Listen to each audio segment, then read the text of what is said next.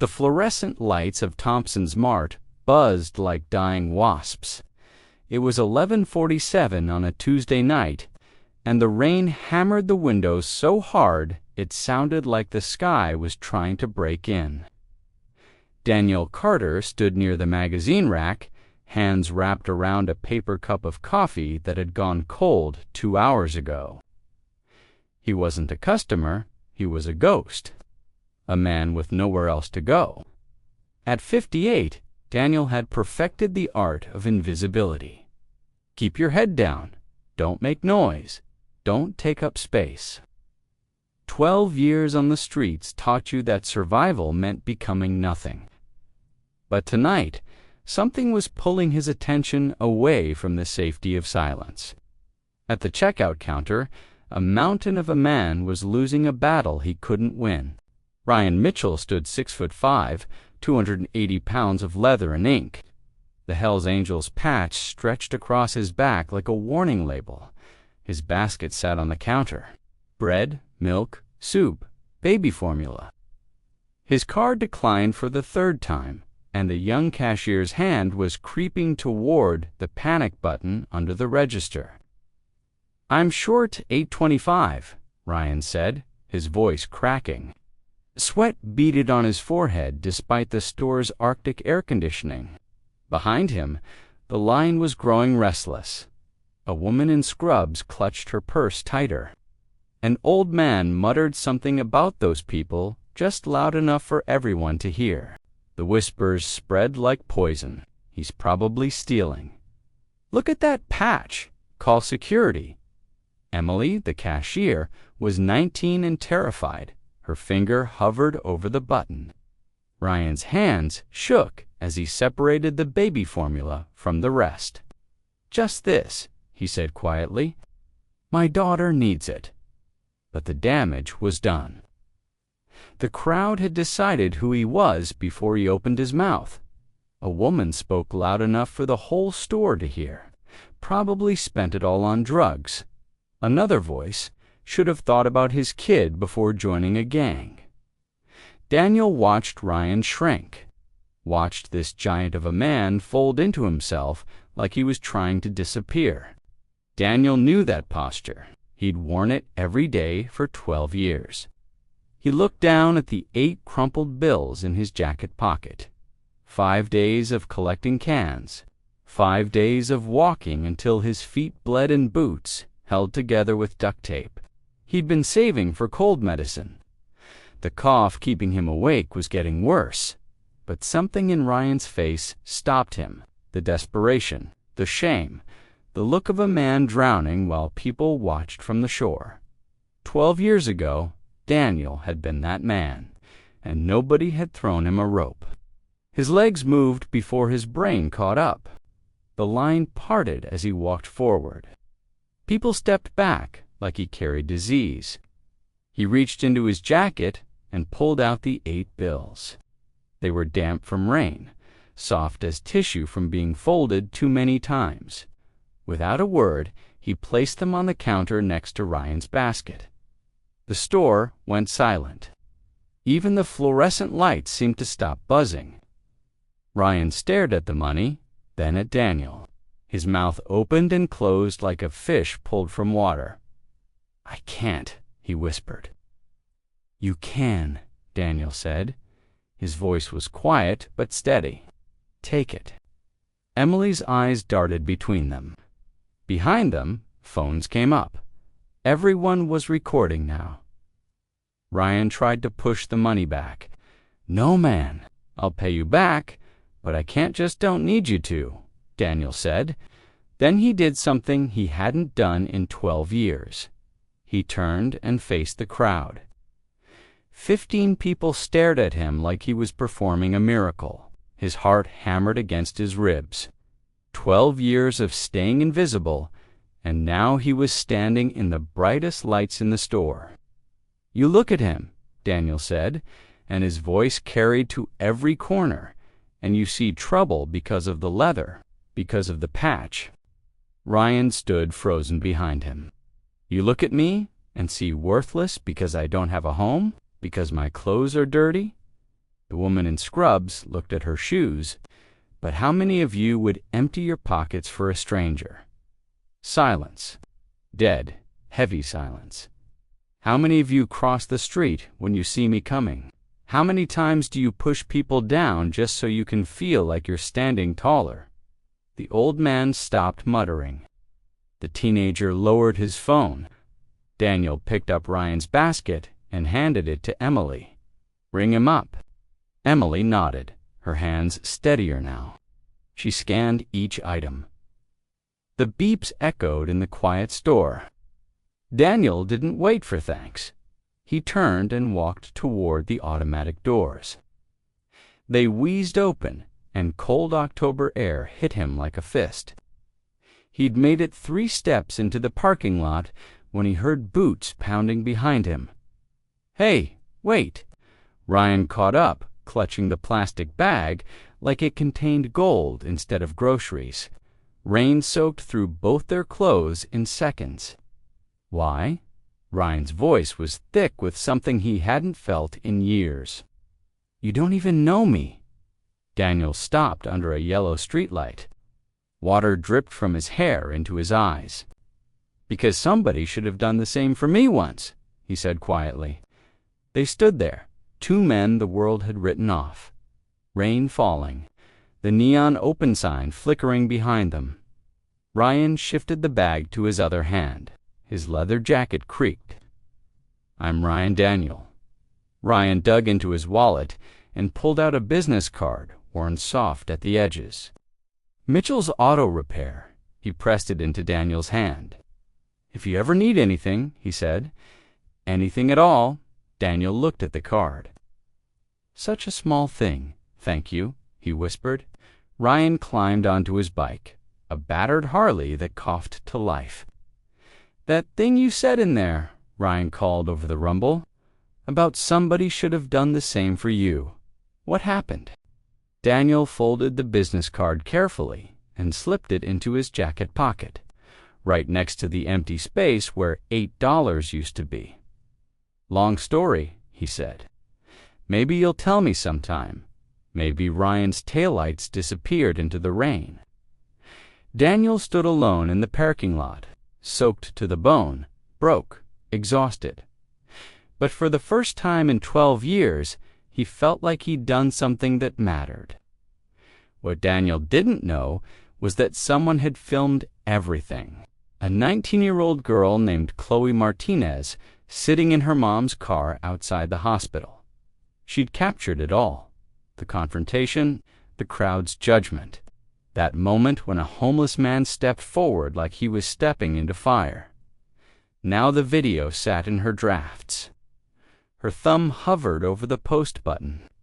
Homeless man uses his last $8 to pay for stranger's groceries after store accuses him of stealing.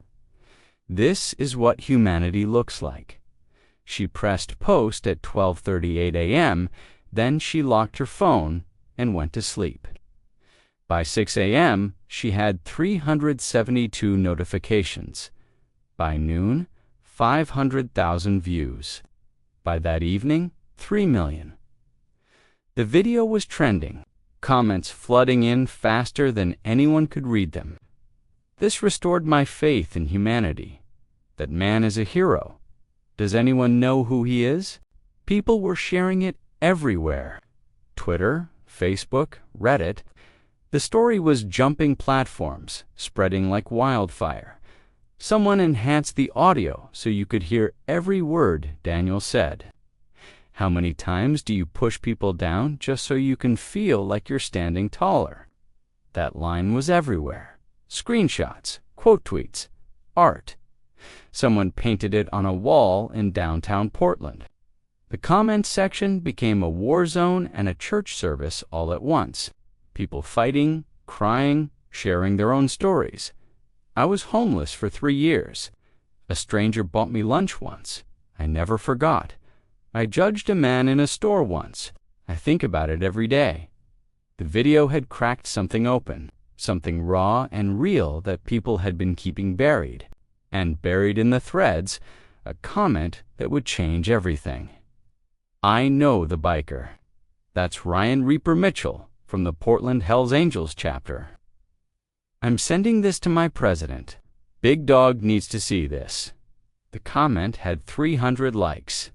One of them was from an account called Big Dog Hells Angels, PNW, active 20 minutes ago, 3 a.m. in Seattle, 200 miles north of Portland.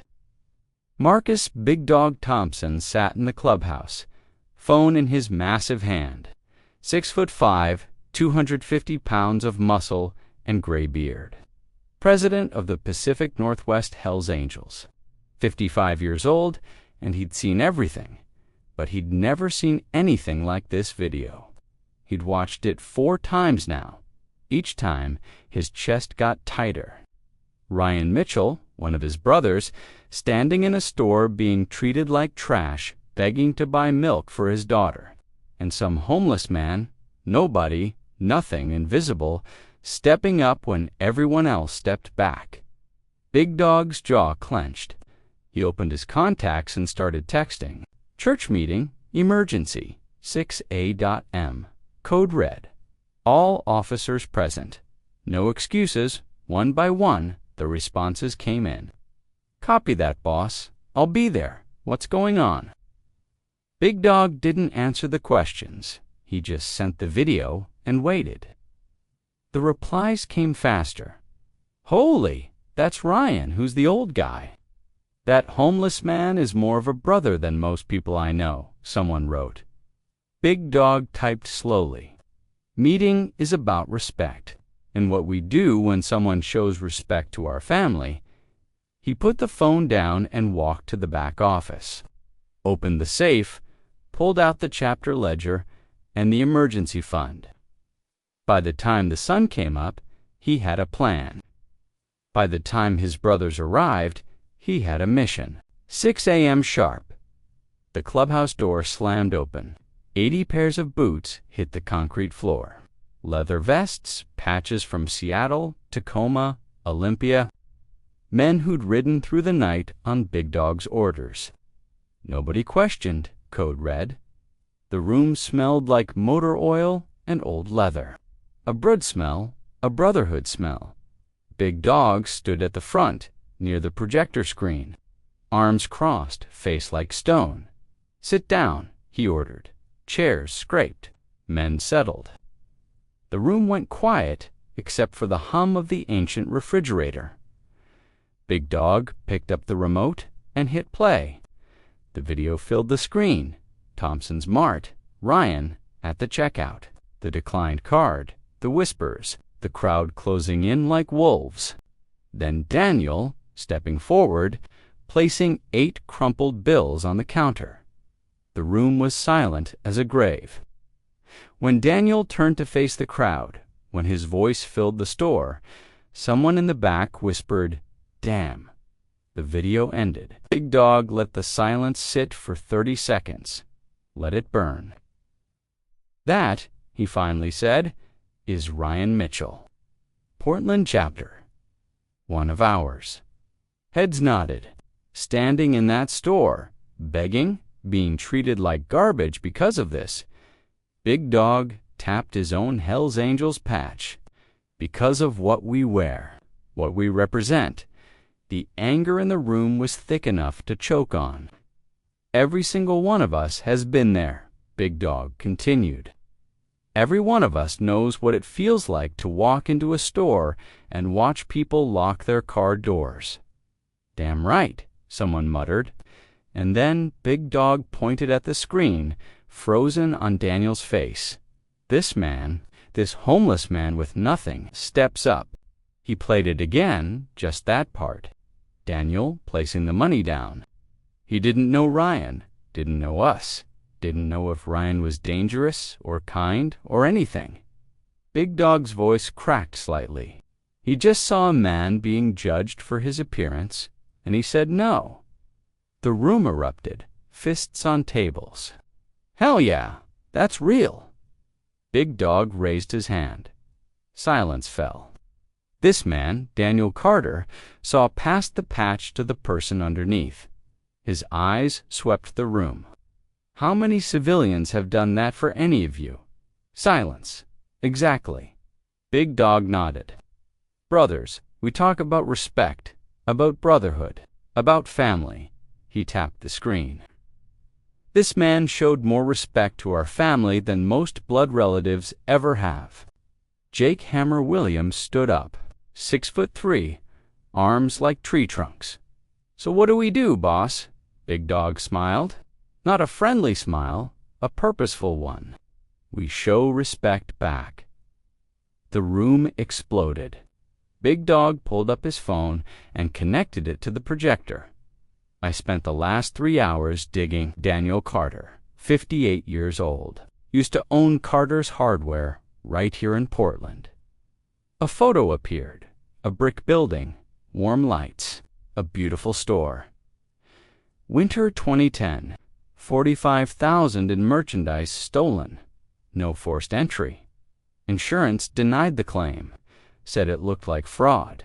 He pulled up news articles, Facebook posts, comments full of venom. Town turned on him, lost his business, lost his house, wife left, took his kid to Ohio. Daniel's been homeless ever since. The room went cold.